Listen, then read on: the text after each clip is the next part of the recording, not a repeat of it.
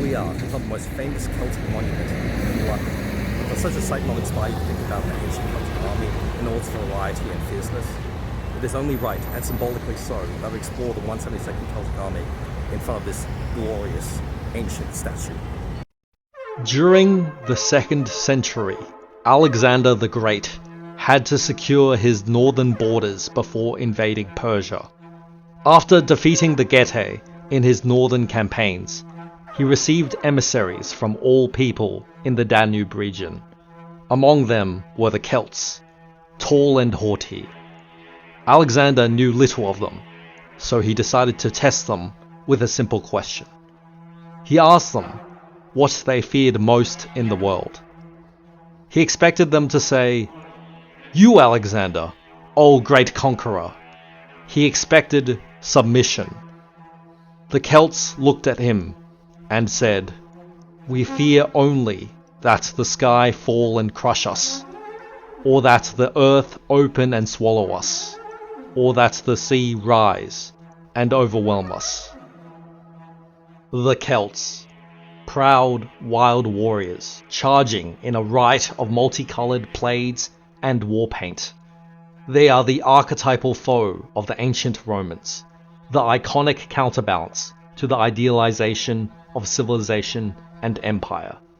To the soft-bellied Roman civilians, they are the barbaric predators of the hills and forests, the reason to keep walls high and watchfires lit, lest the mournful wail of the carnexes echo its haunting, apocalyptic dirge, the howl that precedes the proto-myth of the monsters in the woods, the fears from the caves. But the Celts saw themselves as people resisting invasion for their freedom and survival of their tribe. They had advanced metalworking for weapons, armor, and jewelry. They had cities and towns. They traded and had a system of coinage, and with all this to defend, they took up arms so that they could be free.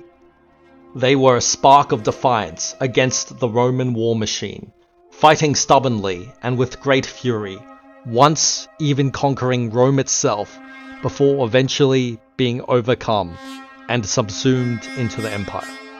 This is the story of how I created those Celts into a miniature wargaming army in 1/72nd scale.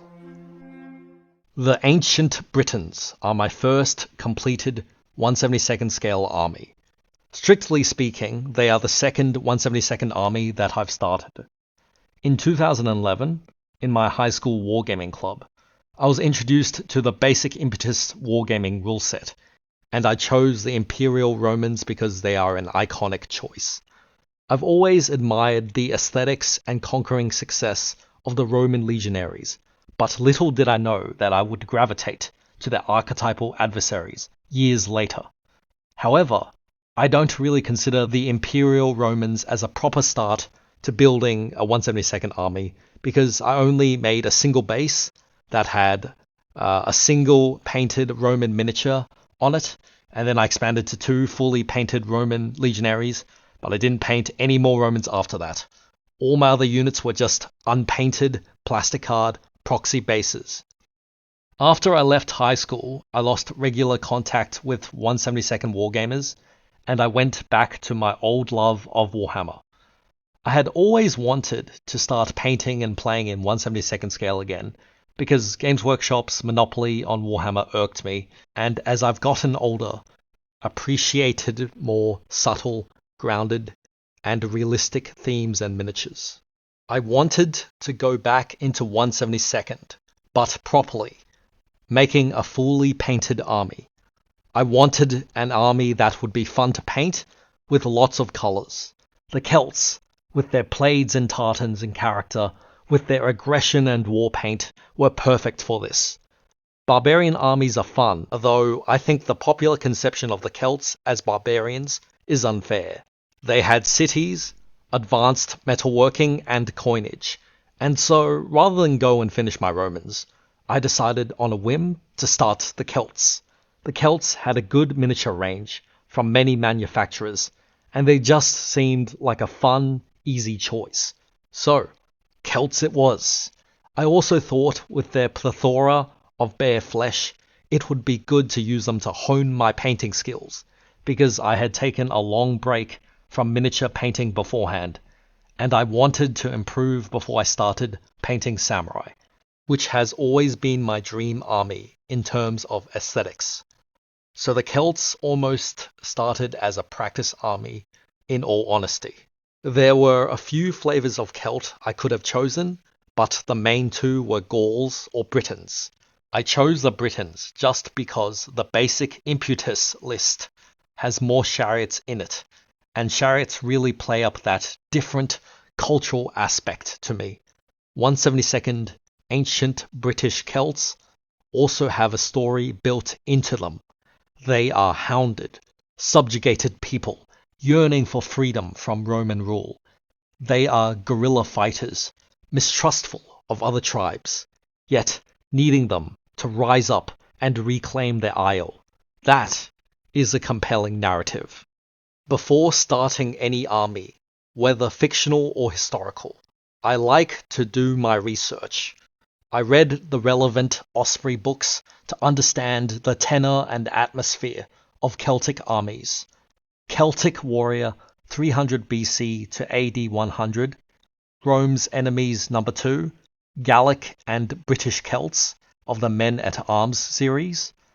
I did not discover this book until later, but I found Armies of Celtic Europe 700 BC to AD 106, History, Organization and Equipment, very helpful.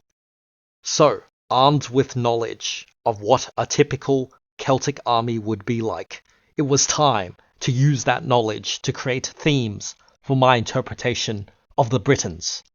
When I originally set out to make this army, I had a governing set of themes I wanted to achieve. I find themes for armies are important to tie all the units together with a visual identity and to know which artistic direction to bring the models toward. The key words for the Ancient Britons are bare flesh, multicolours, plaids, woad, disorganization, rough and ready. To explain these themes, I try to capture the most iconic features of an army in my themes. The Celts were known for fighting both shirtless and naked, so I wanted a lot of bare flesh visible. The Celts were known for being ununiform, with many different colours, so having many colours was important, particularly in plaid patterns. The Ancient Britons were famous for their woad, so I wanted blue to spotlight my figures. The Celts did not have any formal army structure, so I wanted the bases to feel disorganized and rough, but scrapping for a fight. I want to highlight each army's features, and their ethnicity was something I paid attention to. As the Celts are Europeans, their hair color and eye color ranges, so I have varied those. I also have different skin color recipes to add variety to Caucasian skin tones. With Celts, I have thought that the impression to convey is of the wild charge, so they should be portrayed as aggressive, ragtag tribesmen. Belligerent is the key word. However, this does not make them simple barbarians. The Romans actually copied Celtic designs for their helmets and chainmail. To emphasize the Celtic culture, I've played up the plaids and tartans with checks and various designs on the shields, but I have avoided furs. This was a deliberate choice because I think furs are more animalistic and too barbaric on the spectrum, and that would be something I'd want for, say, ancient Germans. But severed trophy heads are fine. You have to be selective. The Ancient Britons are still a barbarian force, but one with a developed and rich culture. I knew from the beginning that I wanted each figure in this army to be unique, not just painted uniquely. I wanted each sculpt to be unique. In real life, people do not duplicate. and neither do my models. My army is a labor of love, and I want the whole force together to be an impressive sight on the battlefield. To do this, I gathered various models from different companies, as diverse as Zvezda, Hat, Caesar Miniatures, Italeri, Airfix, Revel, Linear A, Dark and Light Alliance, MHA, Redbox, New Line Designs, and Germania Figurin. A system I have currently for dating my units is the start date is when I start painting the models after the undercoating, and finish date is when the whole unit, including the base, is done. I did not try to paint units in one go initially, so the creation times for my first units are rather long. In January 2019, I started on the Celts. I don't have the exact date I started painting because I wasn't used to keeping track. This was my first foray back into 1/72nd, so I had not codified any painting practices yet. I wanted to just get back into it, so I grabbed a selection of figures and went to painting. I chose the first figures from a combination of Zvezda and Caesar miniatures, just cool sculpts of warriors. I didn't think too much about it, but I did know that I wanted my leader to have chainmail, so I chose a Zvezda figure for that. I used to think of the Celts as poor barbarians, so I chose a figure with what I believed was a wooden club, but is probably a sling.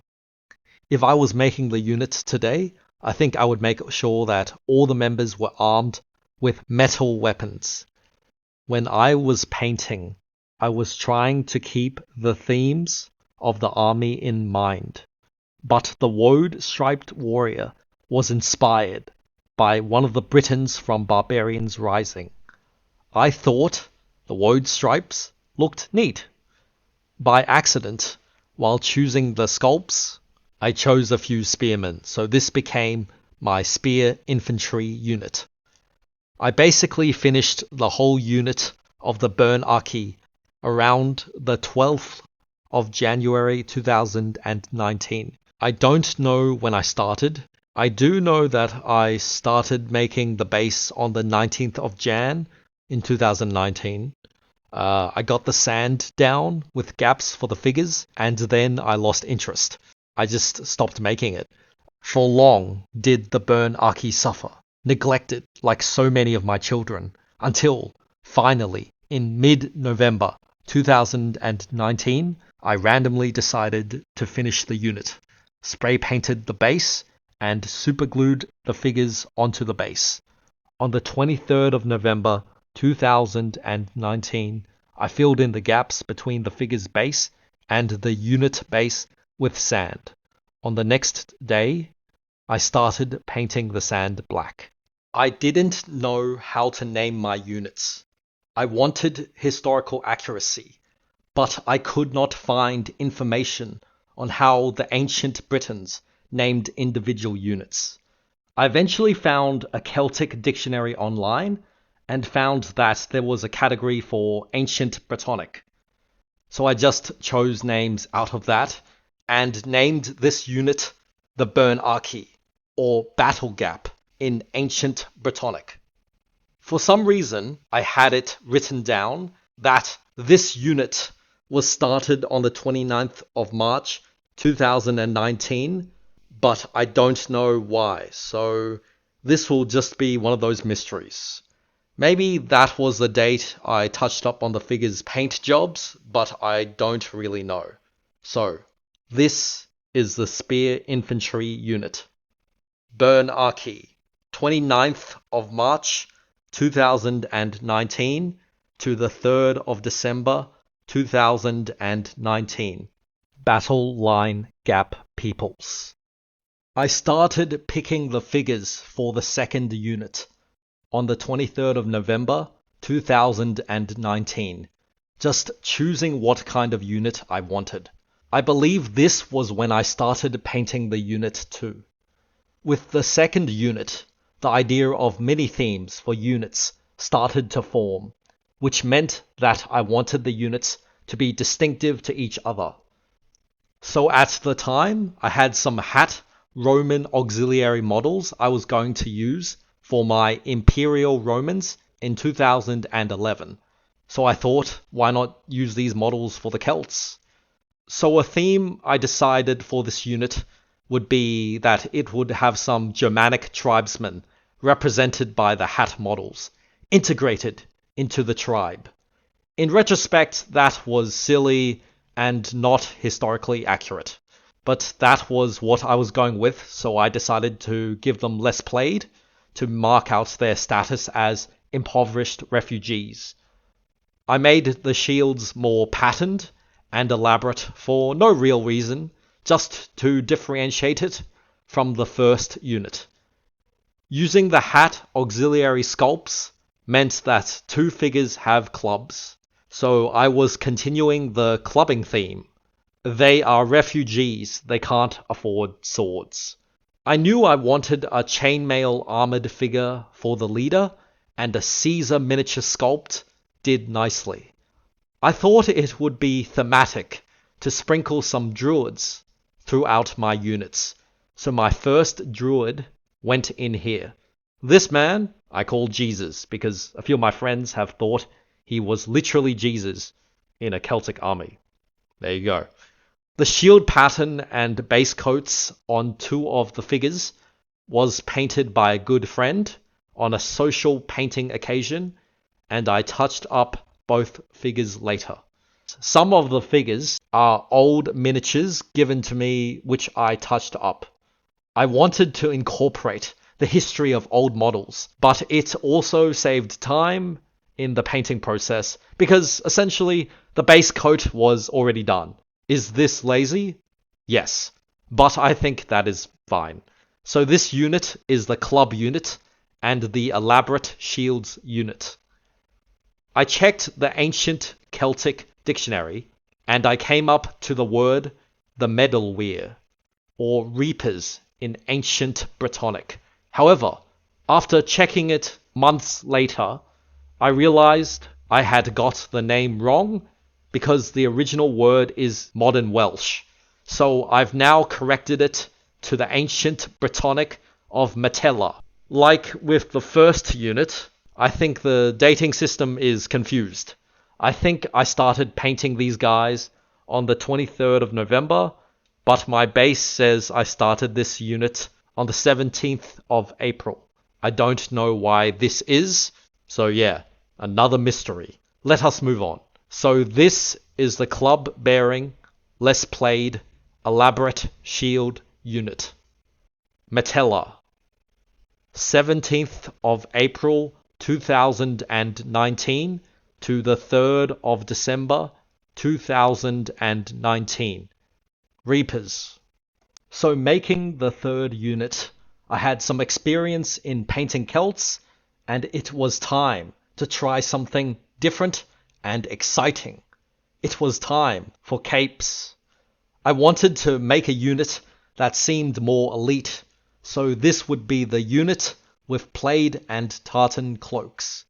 I chose models with capes and cloaks and a leader figure from the Hat Gallic command set that had a cape. I thought another nice mini theme was that this would be the unit with swords, not spears.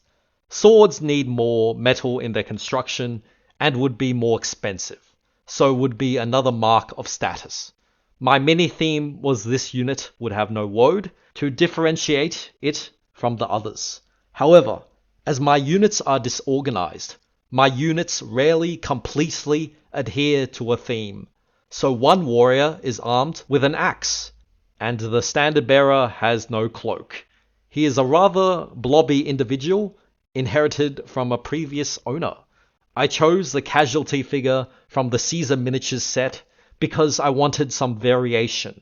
I would not do that today, but I guess my attitudes have changed. Making this unit now, I would want every member to be in fighting shape, but having a wounded figure adds novelty. I used a lot of pre-loved figures for this unit, because I did not have any new Airfix Ancient Britons. This unit has the one and only Viking figure in it in the whole army.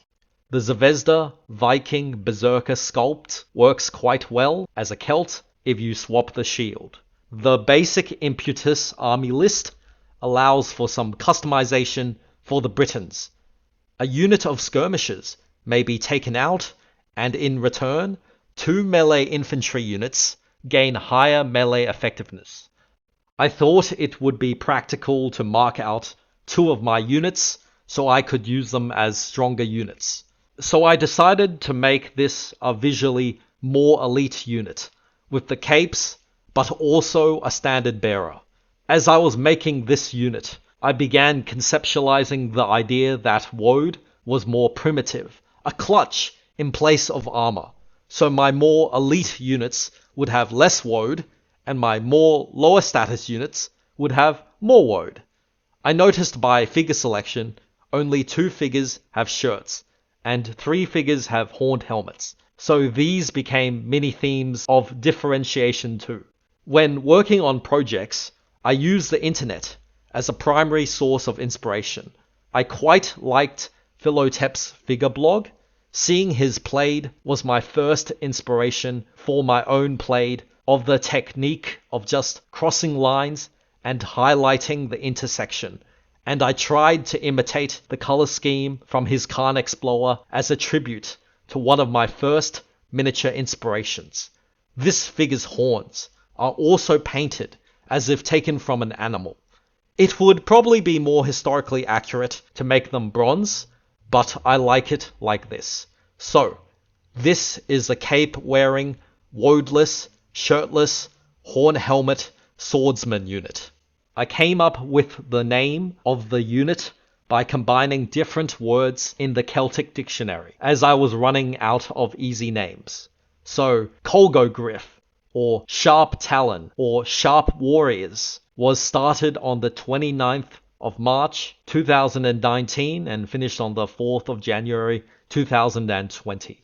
Colgogriff, 29th of March 2019 to the 4th of January 2020. Sharp Talon. It was time for my armored noble unit. With this unit, I decided to firmly make this army part of the Iceni tribe, because I had decided I wanted to make Queen Boudicca. This unit was the first one where I worked on in a sustained fashion, no long break that would last months. I had always known that I wanted an elite infantry Celtic unit, a unit that was just the embodiment of the fierce Celtic warrior noble. The mini-themes of my noble infantry were armor, helmet crests, intricate plaids and tartans, and the most purple. These are my elite nobles. They get chainmail or a breastplate. But since the Celts are disorganized, the theme doesn't apply to my female druid, standard bearer, or Khan Explorer. I think I put a druid figure here because I figured if I didn't use them for the Britons, I would never use them because it would seem weird to put druids in, say, Celtic Carthaginian mercenary units, because druids would not be mercenaries, but it would work thematically well for the Britons defending their homeland. But I think it would have been better to put another armored warrior in to reinforce a stronger impression of an armored battle line. But it's too late now, so this is fine. Celtic helmets sometimes have elaborate decorations of eagles, or eagle wings, or plumes or horns. It would make sense that these eye-catching symbols would be here. I wanted the plaid and tartan patterns for these figures to be the most ornate, to reflect their high social status, so they are multicolored and complex and very time-intensive to paint. I sprinkled a little bit of purple throughout the unit, and historically, at this time period, it was very unaffordable. But I justify this as being some weird red-blue that Iceni had sourced somewhere, but the connotations of purple and royalty play nicely with this unit. In addition, I wanted to hint at the future development of a post-Roman Britain, of the coming Arthurian kingdoms. As such, I wanted to imply they are proto-knights, with crested helms, quartered heraldry on their shields, and coat of arms dragons on 2 of the shields. Their use of woad is amongst the lightest. They have begun to wean themselves away from the barbaric archetype, but not entirely. The king has a Celtic spiral, and various warriors have painted woad on bared faces, arms, and hands. Like the 3rd unit, this unit has a standard bearer figure, but this one also has a carnix blower to mark this as a command unit. I focused my attentions on the leader figure with an elaborate red and green pattern I copied by googling different tartan patterns. I was happy until years later I was making my first slinger unit and converted a leader with an elaborate eagle wing helmet. Painting those wings took a while. I based it off the wings of a red-tailed hawk, and there was a lot of trial and error for a week. I resculpted the wing tips at some point. The first build of the wings did not have pointed feather ends. The whole thing resembled a sheet of paper, but it bothered me that this slinger unit had a far more awesome and ornate helmet than my king. So I clipped the helmet away and swapped their helmets. Now I'm very happy with my pseudo Vercingetorix. Thus completed, this is the armored, helmet crest, quartered shields, expensive clothes unit. Draki Cintoro.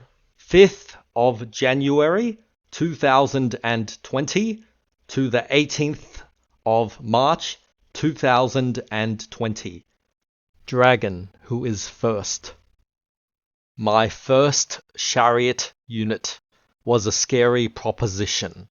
This was because I had not painted a horse miniature basically ever. When I played Warhammer, I was playing orcs and goblins, and 40k was Black Templars.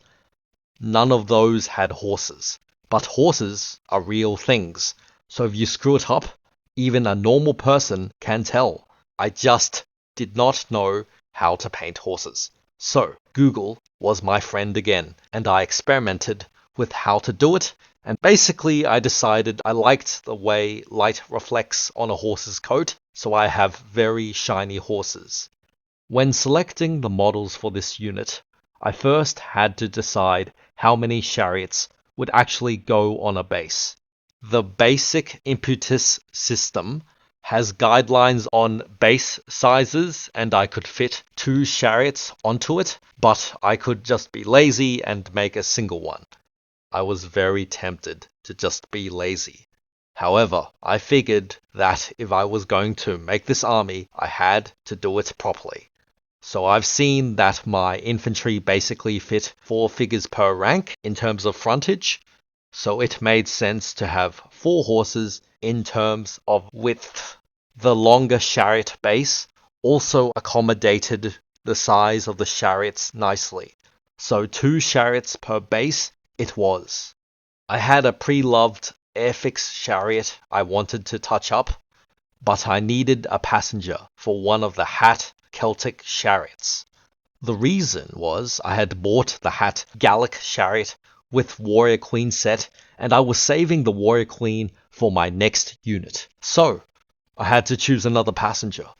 I had an idea that for my Celtic chariots, I wanted the drivers and passengers to be unarmored, to emphasize their light nature, and also to differentiate them from other cultures' chariots. I just would not be able to have a bare-chested charioteer in many armies, and I wanted to seize the opportunity. I wanted a pose that was about to hurl a javelin, but I really liked the look of one of the Zvezda Gallic warriors.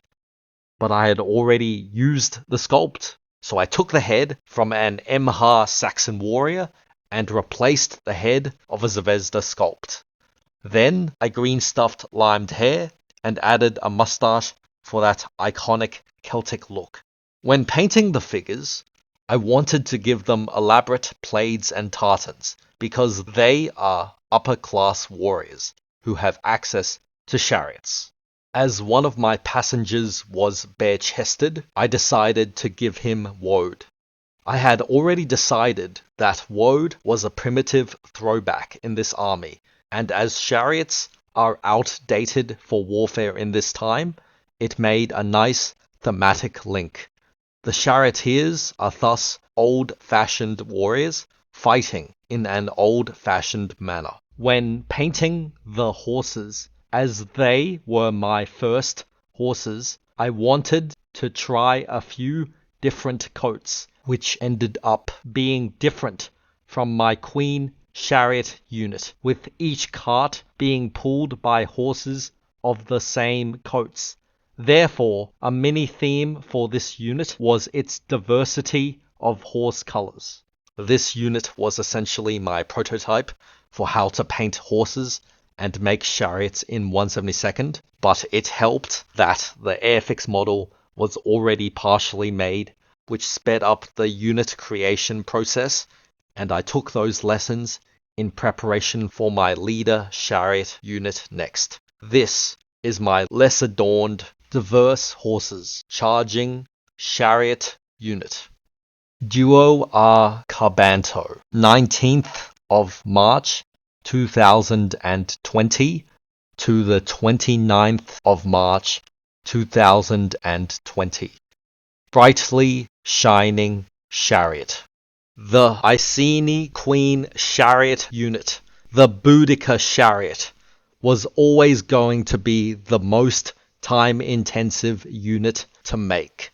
I knew I wanted this to be the greatest, most awe-inspiring unit in my army, because that would befit the leader unit. I knew I wanted to recreate Queen Boudicca herself in spirit, because she is intrinsic to the popular culture conception of the Iceni tribe. I first researched the many iterations of Boudicca from Google Images, Barbarians Rising, Total War Arena, and history books to get her visual identity. The look I want is from a combination of sources. I liked the braided leather-esque jacket from Total War Arena, but I wanted her dress to be as multicolored as possible. A theme of my Ancient Britons are multicolor plaids and tartans, and Boudicca, as the embodiment of these themes, had to take this theme to the utmost. She's carrying a severed head, with head-taking being a large part of Celtic culture. So I thought it was good that the sculpt emphasized that. To differentiate this unit from my previous one further, this unit has horses of the same color pulling each chariot. And so, that is a mini theme for my leader chariots as well as the most elaborate clothing. When thinking of poses, I came up with the idea of a rearing chariot with the horses on their hind legs. I decided then to make a small slope to emphasize the height of the unit and make it seem more important. Each figure is also converted in a very time-consuming process. I green stuffed a patterned leather vest on the hat Gallic Queen to give her armor and to imitate her appearance from Total War Arena. Her chariot driver is modeled after the famous Osprey artwork, which required hours of green stuffing an Italeri Celtic warrior, but I added rearing white horses because the pose felt so dynamic. These horses are from the Caesar Miniatures Saracen Warriors kit. The secondary chariot is also full of conversions. The passenger is a Revel Celt with javelin, buffed up with green stuff muscles. He was inspired by the noble with outflung arms in the same Osprey artwork, but I made my own take on him by making him bare-chested. I wanted a warrior who looked like a strong man, so he needed more bulk. The driver had to be a conversion because I had already used the pose in my previous unit. So I took the upper half from a Caesar miniatures warrior with sling, clipped the sling off and converted the hair with green stuff. Each of the figure's pants all took multiple days, as I created the most difficult plaids and tartan patterns I could muster. The idea of this unit was simply to put patterns and colors in whenever possible, to different but always complex combinations. I wanted Boudicca to be rainbow, and her driver to match the osprey drawing. The other passenger has woad of a triple swirl tree, which is matched on his driver's single woad swirl.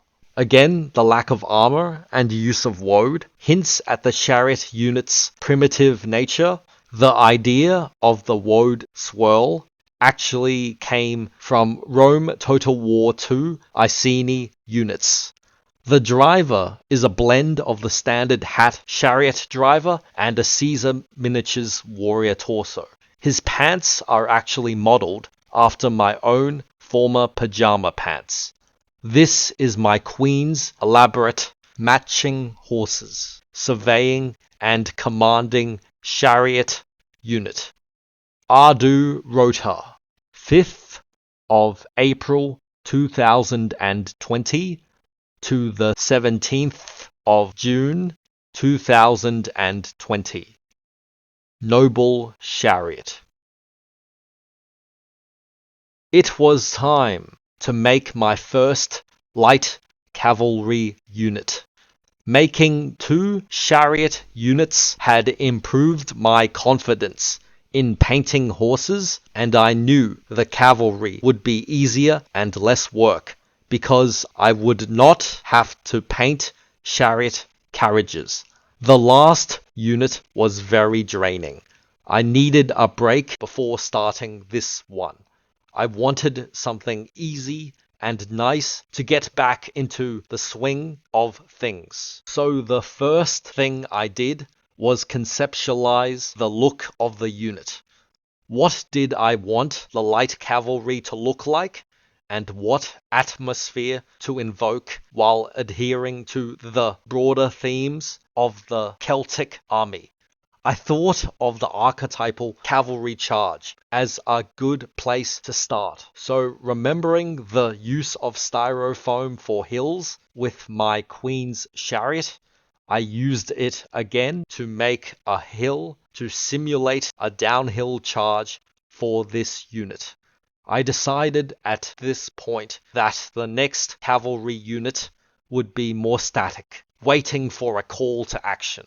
While choosing the figures for this unit, I wanted aggressive warriors, so 2 sculpts from the Italy Celtic cavalry set worked. They look belligerent. I knew I wanted a leader with chainmail, and the hat Gallic command set had a rider with outstretched sword, so that worked. But I did not really have any more unique riders, so I had to convert something. I chose a Caesar miniature sculpt I had not used yet, clipped the upper torso off, and attached it to some Italy legs. I also changed his arm to a spear arm to further contrast it from the previous sculpt. I then had to green stuff all the joins. Perfect. Obviously, to match the riders, I needed charging horses, but I also added ponies from Redbox because I had read a reference to Celtic ponies, and I thought the disorder of matching ponies with horses worked well with the chaotic nature of the Celts. In part, I was also inspired by this line from Stephen Pressfield's Alexander, The Virtues of War, one of my favorite books. Quote, "These savages stand a head taller than we do, massive specimens who can lift their own ponies." End quote. Page 116. So ponies, they have. I decided that the cavalry units would bear chronicles because they would be outriders and scouts for the army, so they had to communicate. But luckily, the Italeri sculpt comes with a chronix. It all matched up well. I also decided to give them a mixture of different shapes for shields to emphasize disorganization.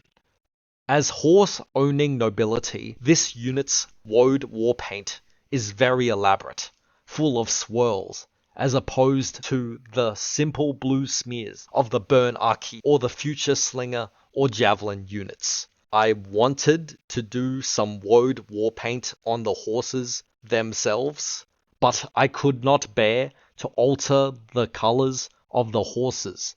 So the Cremello pony has some swirls on its hind legs, and the dark bay pony has curves over its eyes, and I left it at that. I decided that the elaborate patterns would be in their woad, rather than the clothing, so they lack plaids in this unit. So those are the mini themes for this unit. Less plaid, more woad swirls, different shields, charging, and horses. The leader of this unit has clothing directly inspired from Benno's figure forum, from a user called Egbert. When I first saw the red, blue, and yellow pants, I was struck by how vivid the combination was. It is not how I usually would do plaid, but I like little tributes to the models that inspire me. The shield pattern was lifted from Google, and I'm quite proud of how it turned out.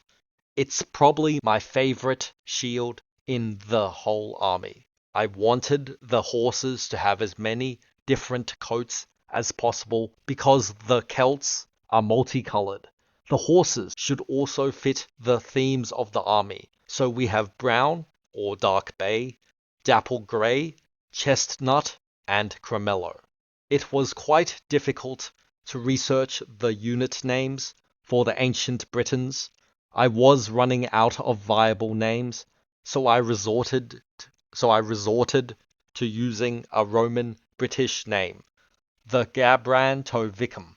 As a fun trivia fact, I think this was my fastest painted unit, which helped because 2 of the riders were pre-loved, so the base coats were done.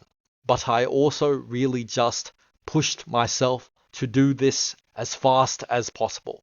This is the charging, simple clothes, woad-covered, mixed shields, cavalry unit. Gabran to Vicum. 9th of July 2020 to the 17th of July 2020. Horse riding warriors. The context for my next and last light cavalry unit was to contrast the previous unit. So I had already decided that the mini theme for this unit was to be at rest, to have more plaids and tartans, all have circular shields, and have less woad. There was one pose from the Hat Celtic cavalry set that I really liked because of the helmet crest, but was in action, so he was the one that starts the charge, but everyone else is at rest on top of a hill. I had the last unused Italeri Celtic cavalry pose to use, who had a breastplate. So this breaks the symmetry of my units only having armor for the leader, but there's just not many Celtic cavalry figures, so I'll just let it slide. I needed a Carnix blower, and the Hat Gallic command set provided. I chose the only non-armored figure from the Hat Celtic cavalry set to fill out this unit. The sculpts I chose all had circular shields to contrast with the previous unit. I had to choose more passive horses, which I got from Italeri, but I also threw in a Hat late Roman light cavalry horse and a Hat Gallic command horse. The Hat Gallic horse is charging, but that's because I had to match its aggressive armored rider. When painting this unit, I knew I needed plaids and tartans. But what patterns? I did my research and found some New Line Designs miniatures, which I thought looked fantastic. I tried to replicate these patterns on my leader and the figure most to the right. While I wanted this unit to have less woad, they still have a figure with woad on the left. For the shields, I tried a border check pattern and a ridged pattern, both which I've seen on Celtic shield transfers. This throws in some visual variety, but still ties into the overall image of the Iceni army. Regarding the horses, we have no woad warpaint on these mounts. I love the bare coats of the horses too much. I decided I had to emphasize the idea of Celtic head taking, and so the musician's horse has a Celtic head green stuffed onto the front. The leader's horse already had a trophy head in the sculpt, so the contrast between refined and ornate patterns and grisly severed heads is a nice juxtaposition. The horses are also as many different colors as possible to keep in theme with the Celts' multicolor look and to just add more variety. We have skewbolds, piebolds, a brown tinged black, and a grey. The name Agra Epona is hunt and Epona tacked together. Epona being the Celtic goddess of horses. I cannot work out the ancient Brittonic possessive grammar form or what the word for of was, so this will have to do. I came here to paint miniature, not get an ancient languages degree. This is the waiting, plaid, circular shield, less woaded cavalry unit. Agra Epona, 9th of August 2020 to the 30th of August 2020. Hunt of Epona. The frontline infantry units were done. The mounted units were done. All that was left were the skirmishers. It was time for a new category of Celt. Since the skirmishers were a different type of unit, I wanted a way to make them visually stand out. I came to the idea that I could have my skirmishers perched on cliffsides or high hills to imply their light-footedness. I conceptualized 3 skirmisher units all charging down the hills and arrayed together. It could look thematically and visually unified. I also thought that my skirmishers would probably be the poorest members of the tribe and of the lowest social standing. They don't get the glory of fighting in the front line. So, how to represent that visually? Well, I thought, why not put naked fighters here? Clothes cost money, so all my skirmishers would have at least one naked warrior. I also decided that the leaders of these units would not have armor, unlike the other units. Armor costs money. Also, makes it harder to balance on hills. I have to say that with the skirmishers, I was more willing to branch out with more esoteric companies and sculpts, because I had already used the easiest figures I could use, the easy access hat and Zvezda ones. Painting wise, I thought I would mark these units out visually by having less plaids and tartans, because elaborate clothes would be a mark of higher status, and they are meant to be on the lowest rung. Of course, they would still have a little, because plaids and tartans are a theme for this army, but Celts also had striped and single color clothing, so I tried to emphasize those more. So this next unit would be slingers, but there are not many slinger sculpts for 172nd Celts. I had some New Line Designs figures waiting, and so I decided to use those. So this was the first unit to include metal models in this army. But what else? Well, I thought my army did not have any naked fighters yet. and that is an iconic Celtic archetype. It was time to include naked warriors. But I also needed slingers.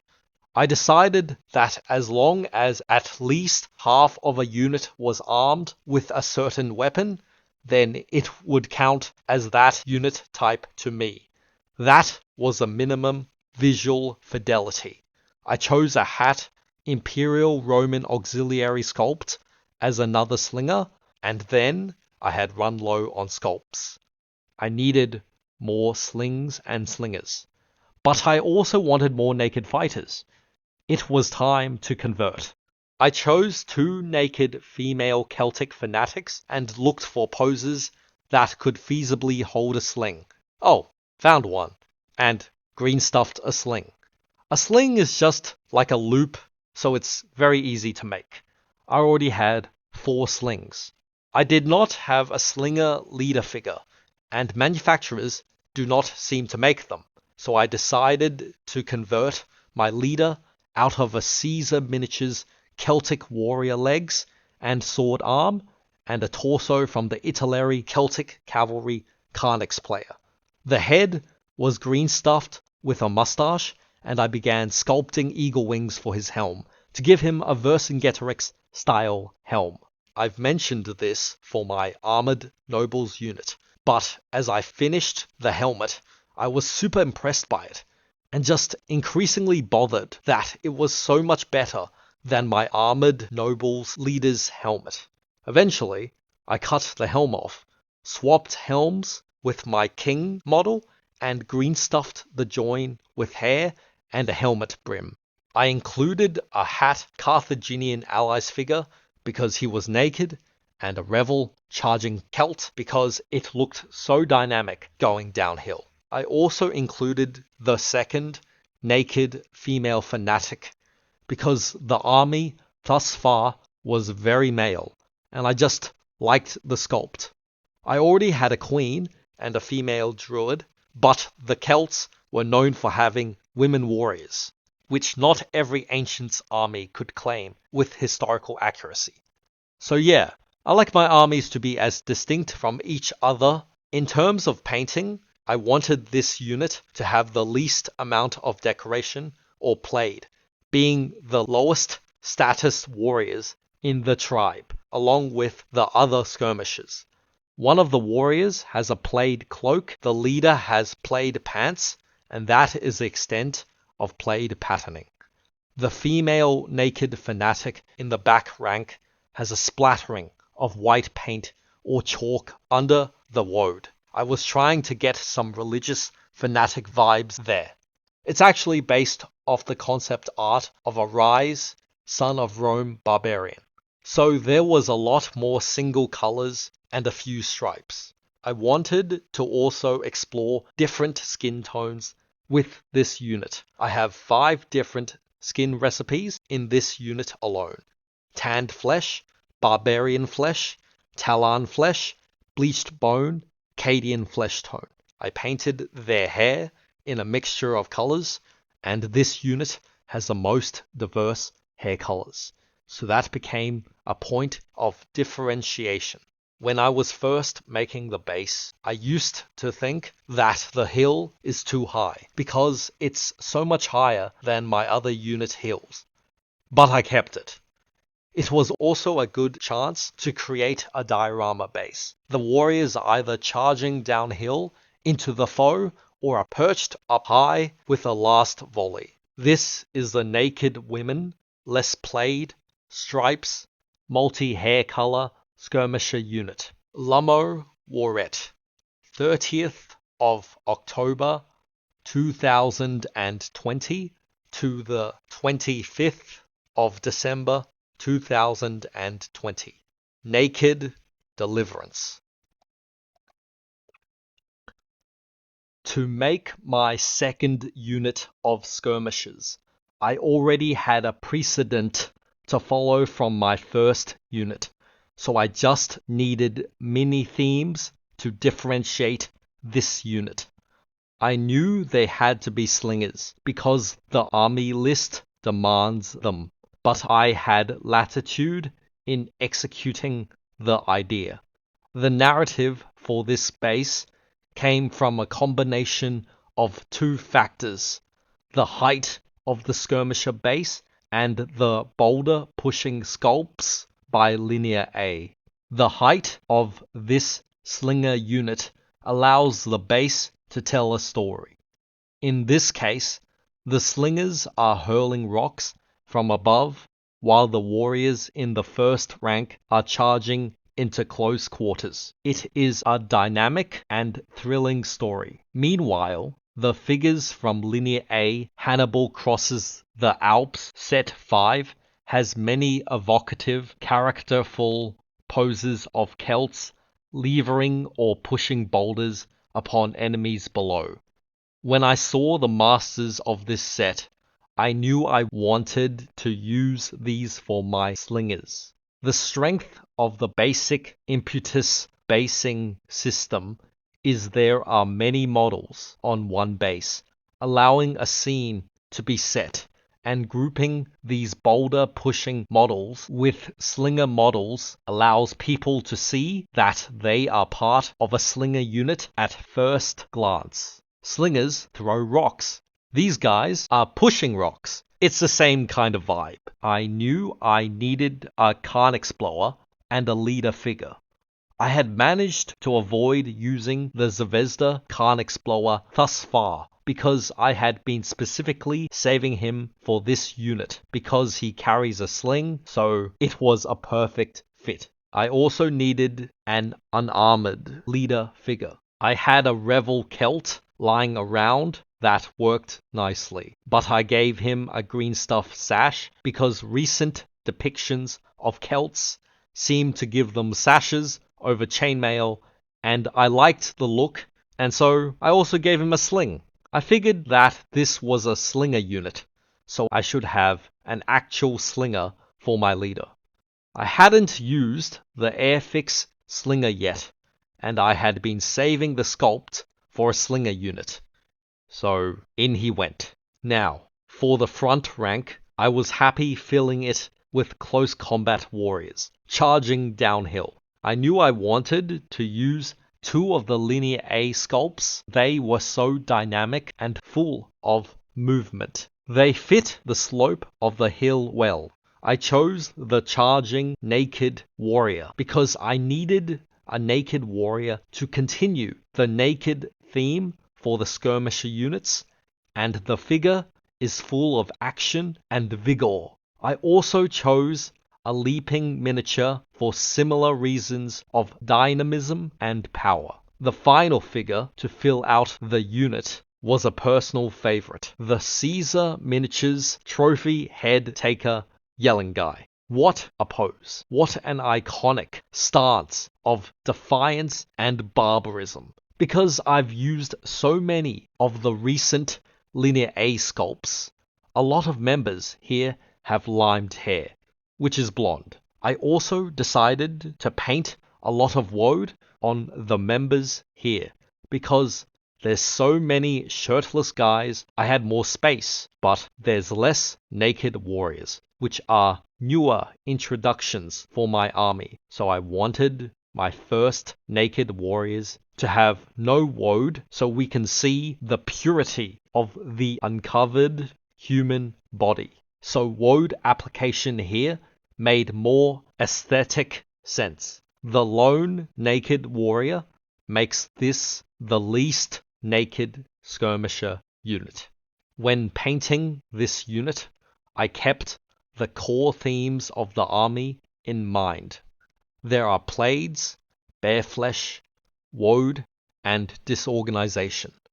The severed head plays into the sub-theme of Celtic head-taking. I refrained from painting blood on his axe. I want this army to not seem so vicious. Their traditions may be barbaric, but I want a nobility and richness in their culture rather than a grim cruelty, as the skirmishers are some of the least prestigious units in the army. The plaids are minimal, and decorations for the warriors are mostly stripes instead.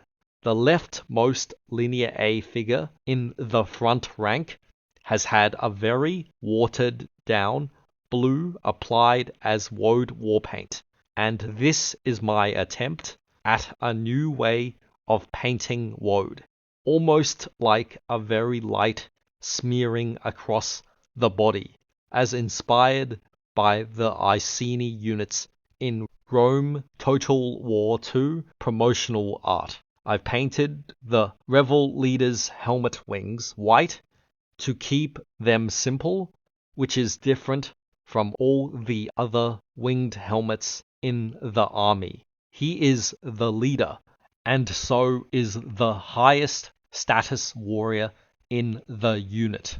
So I've given him 3 pieces of separate plaid items on him: shirt, pants, and sash.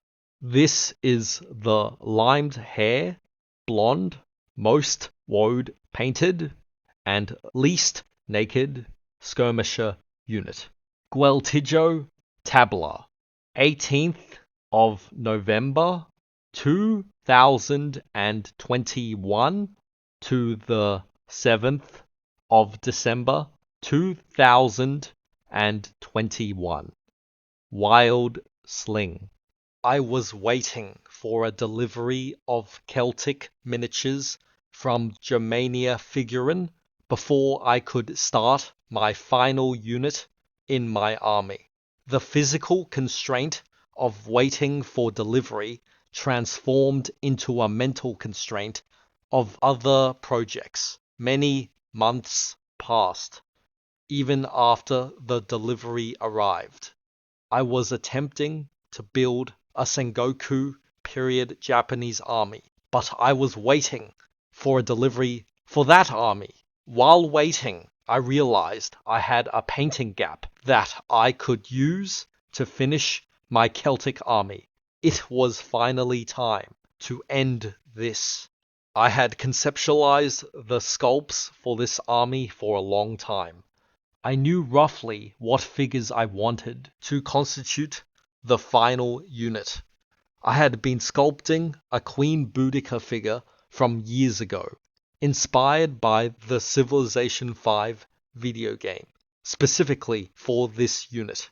She is a conversion from a Dark and Light Alliance Modern Amazons Set 1 figure, with a green stuff dress and new head from a Dark Alliance Survivors set with green stuff hair.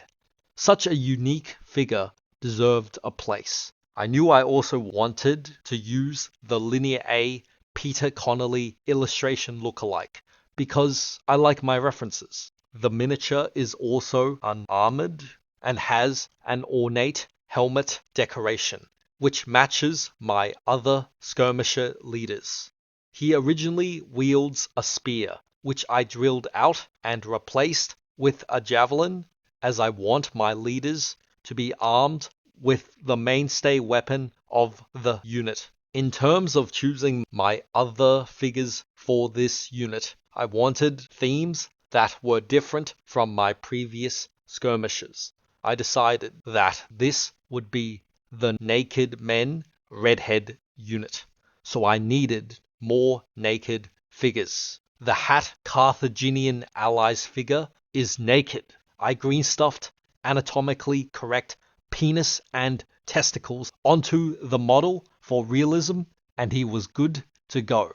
The final front ranker is an Airfix Celt with javelins, just because I liked the pose and no theme is completely adhered to in my army, except for and because of the Celts having disorganization as a theme. I knew I needed a Carnix blower to match the other skirmishers, so it was time to use my first Germania Figurin figure, which is also my first and last resin figure in this army.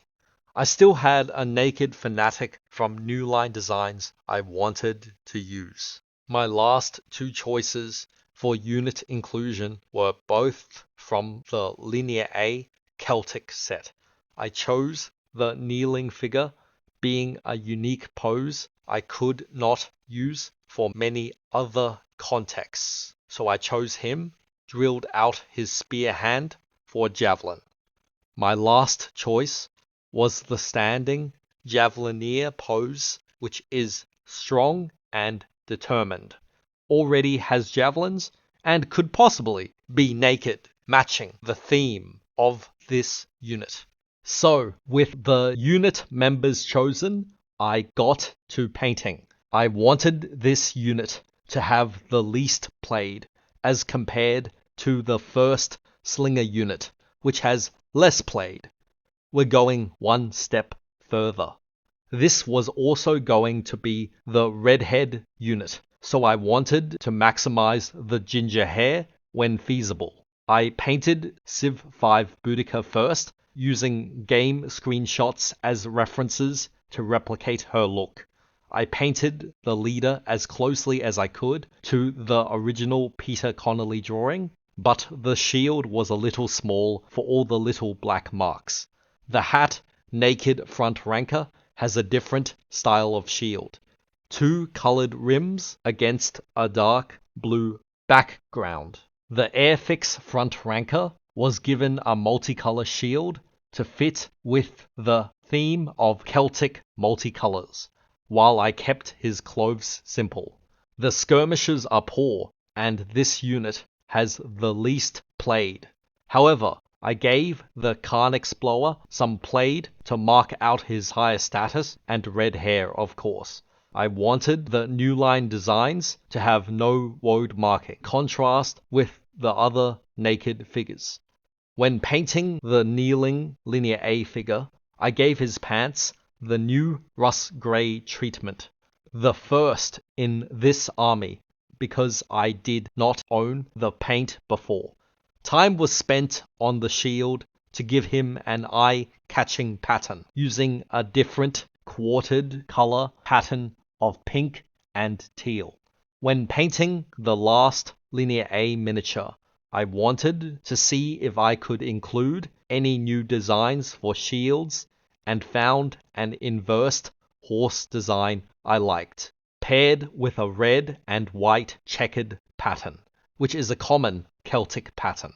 The original sculpt could possibly be wearing pants, but it is ambiguous, so I painted him as if he was naked. In keeping with the themes of the army, there are plaids, bare flesh, woad, limed hair, and disorganization.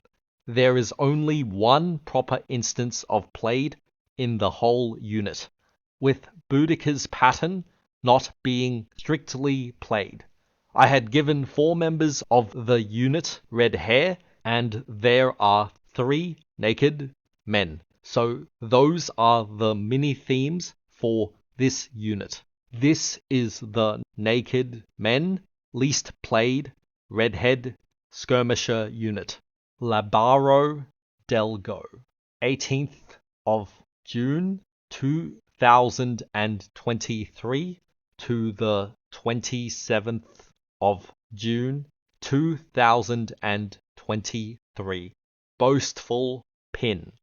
My Ancient Britons are finally complete. From January 2019 to June 2023, they have been mustered into a single cohesive yet also individualistic force of proud warriors that are now ready to take to the tabletop in their full glory. Onwards they charge, howling and painted, a tide of muscle and plaid to overwhelm the foe.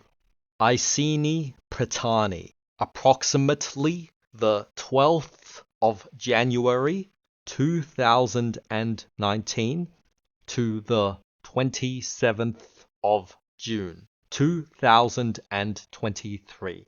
Iceni Britons. Hey Jerry, so I'm actually standing at the Boudicca statue right here. Finally made it. So there you have it. We've been discussing and thinking about the Celtic army for a few hours now, and now it's dark. And so I think it's finally time to leave. But it's been a good long time contemplating the Celts.